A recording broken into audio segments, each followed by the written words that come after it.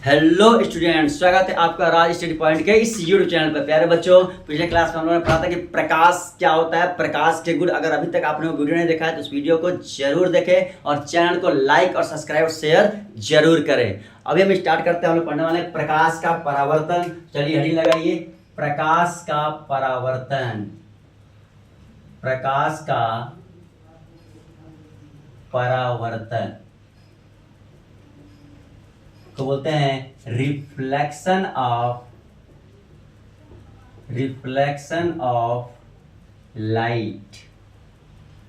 बच्चों, reflection of light.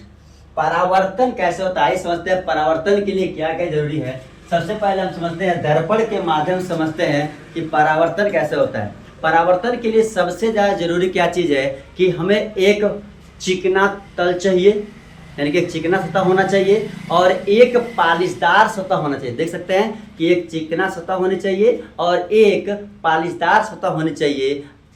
यानी कि जब इस पर प्रकाश किरण को हम आपतित कराएंगे तो प्रकाश किरण क्या होगा, इस पर आपतित होगा तो टकरा कर पुनः उसी माध्यम में क्या होगा, चला जाएगा। यानी कि बोल सकते हैं कि परावर्तन के लिए हमें एक चिकना तल की जरूरत पड़ेगी और एक पालिशदार तल की जरूरत पड़ेगी।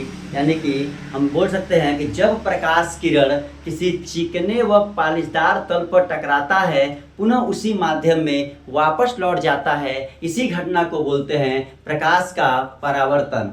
यानी कि बच्चों नोट कर सकते हैं आप लोग, पहले परिभाषा नोट कर लीजिए फिर हम आपको सुनाते हैं कैसे होता है। क्या बोलेंगे कि जब प्रकाश किरण किसी चिकने व पालिशदार तल से टकराता है पुनः उसी माध्यम में वापस लौट जाता है, इसी घटना को बोलते हैं प्रकाश का परावर्तन। आइए इसको अच्छे तरीके से समझते हैं। सबसे पहले क्या करते हैं, हमें एक दर्पण लेते हैं और इसको पालिश कर देते हैं। इसको ऐसे पालिश कर देते हैं तो नीचे हो जाएगा पालिशदार सतह। क्या होगा बच्चों, नीचे क्या हो गया, नीचे हो गया पालिशदार तल। पालिशदार तल और ऊपर क्या है, चिकना है, इसको बोल सकते हैं चिकना तल। और इसको बोलते हैं या तो बोल सकते हैं परावर्तक तल। यानी कि परावर्तन स्पष्ट रूप से देखने के लिए एक हमें पालिशदार तल चाहिए और हमें एक चिकना तल चाहिए। इसके लिए हमने एक दर्पण का यूज किया हुआ है। अब क्या करते हैं, जैसे ही प्रकाश किरण को इस चिकने तल पर इस दर्पण पर आपतित कराते हैं ऐसे, तो जो किरण आ रही है, यानी जो किरण आ रही है इस किरण को हम लोग बोलते हैं आपतित किरण। और ये किरण जिस बिंदु पर मिलती है, मान लीजिए किरण ए से चली है और ओ पर आई है, तो इस पॉइंट ओ को, यानी कि जिस किरण जिस बिंदु पर मिली है इस ओ को बोलेंगे आपतन बिंदु। आपतन बिंदु। क्या बोला चलो कि जो किरण आपतित हो रही है उस किरण को बोलते हैं आपतित किरण। और ये किरण जिस बिंदु पर मिली है, यानी जिस बिंदु पर आपतित हुई है उस बिंदु को हम लोग बोलते हैं आपतन बिंदु। और जो ए से ओ तक किरण आई है, ए से ओ तक इस किरण को हम लोग बोलते हैं आपतित किरण। यानी कि इसका नाम हम बोल सकते हैं क्या होगा, आपतित किरण। आपतित किरण। और प्रकाश की पहली किरण जिस बिंदु पर पड़ती है सबसे पहला काम ये करते हैं, वहां पर हम एक अभिलंब खींचते हैं। यानी कि इस आपतन बिंदु पर एक अभिलंब खींचेंगे, इसे एन से प्रदर्शित करते हैं। यानी बोलेंगे ये क्या है, अभिलंब। यानी कि बोल सकते हैं जो एन ओ है या ओ एन है, तो ओ एन क्या है, आपतन बिंदु ओ है और एन क्या है, अभिलंब। तो बोल सकते हैं यह है आपतन बिंदु पर अभिलंब। आपतन बिंदु पर अभिलंब। याद रखिएगा कि जो ये अभिलंब हमने खींचा है वो क्या है, वो आपतन बिंदु पर है। बोल सकते हैं आपतन बिंदु पर क्या है, अभिलंब। और जैसे प्रकाश किरण इस आपतन बिंदु पड़ती है, यहाँ से परावर्तित होकर पुनः उसी माध्यम में वापस लौट जाती है, क्योंकि इस किरण का परावर्तन हुआ है, इसीलिए इसे बोलते हैं परावर्तित किरण। क्या बोलते हैं चलो, परावर्तित किरण। यानी कि हम बोल सकते हैं मान लीजिए ओ से बी तक गई है, तो इस ओ बी किरण को हम बोल सकते हैं परावर्तित किरण। परावर्तित किरण यानी कि इस किरण को क्या बोलेंगे, परावर्तित किरण। और देख सकते हैं आप लोग कि आपतित किरण और अभिलंब के बीच एक कोण बना हुआ है। क्या बोलो चलो, आपतित किरण और अभिलंब के बीच एक कोण बना हुआ है। इस कोण को बोलते हैं आई और इसका नाम है आपतन कोण। आपतन कोण, और इस कोण आई को लिख सकते हैं आपतन कोण।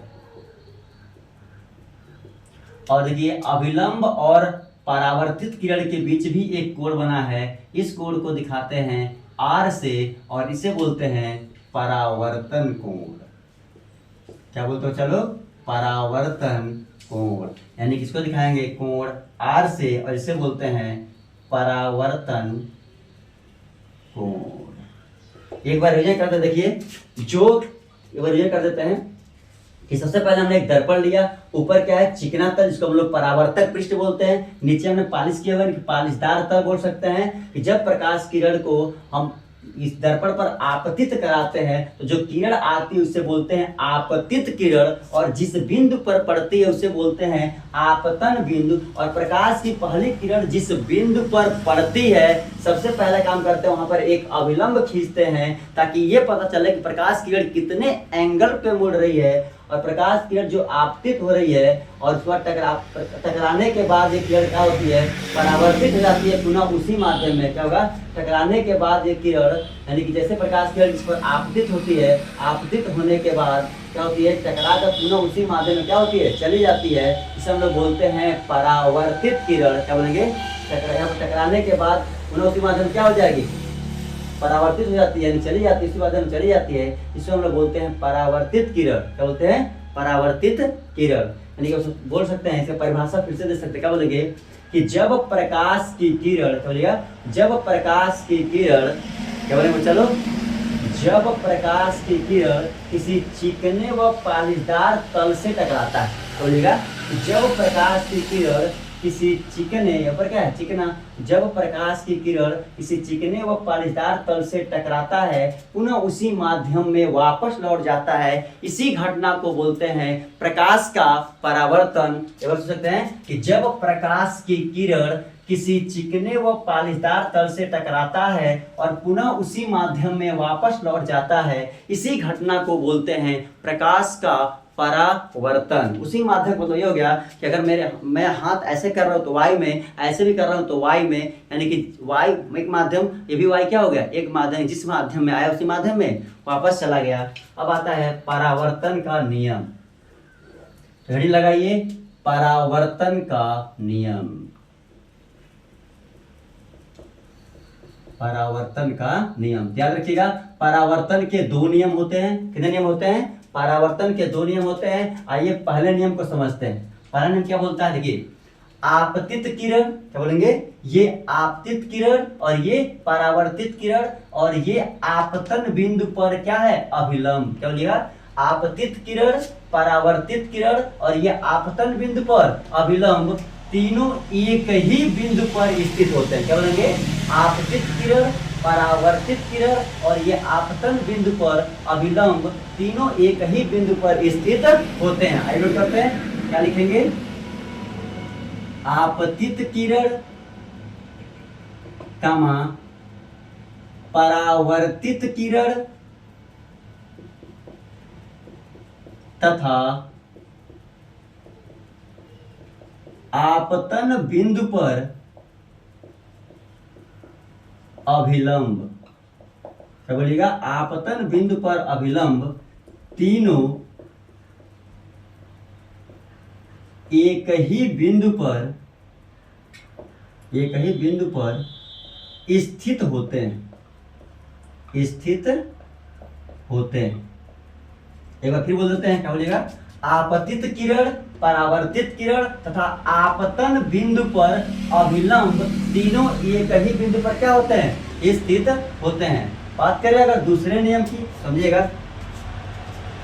ये जो आपतन कोण होता है वो आपतन कोण और परावर्तन कोण, क्या बोलिएगा, क्या बोलिएगा, ये जो आपतन कोण होता है कि आपतन कोण, ये आपतन कोण और परावर्तन कोण का मान जो होता है ये दोनों आपस में क्या होता है, बराबर होता है। लिख सकते हैं कि आपतन कोण, आपतन कोण कामा परावर्तन कोण आपस में क्या होते हैं, आपस में बराबर होते हैं।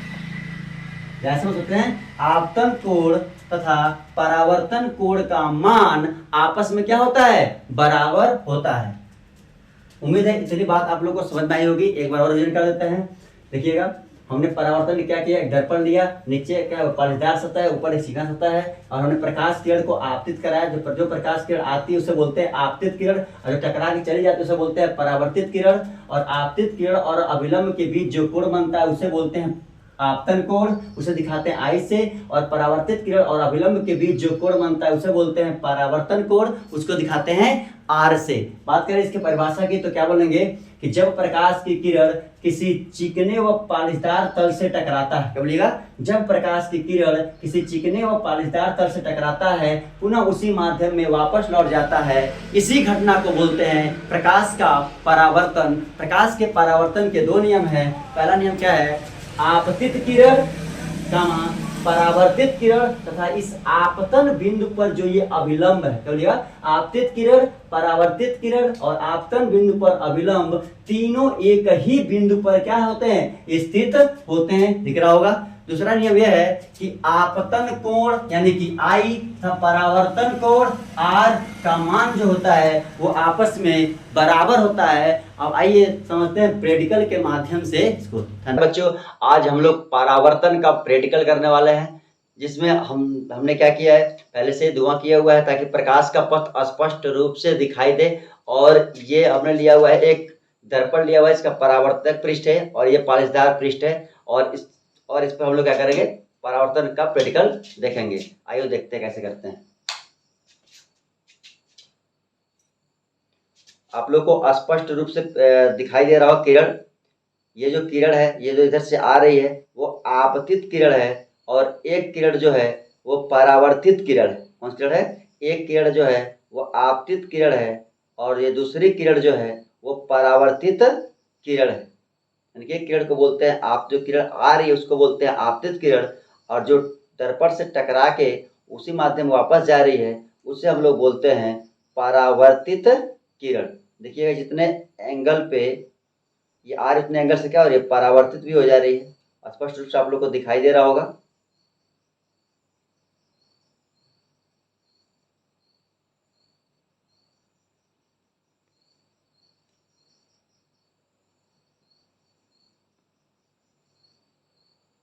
देख सकते हैं ये।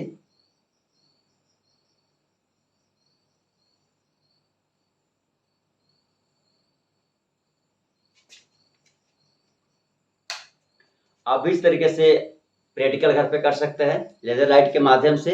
अगर वीडियो अच्छा लगे तो लाइक, सब्सक्राइब और शेयर जरूर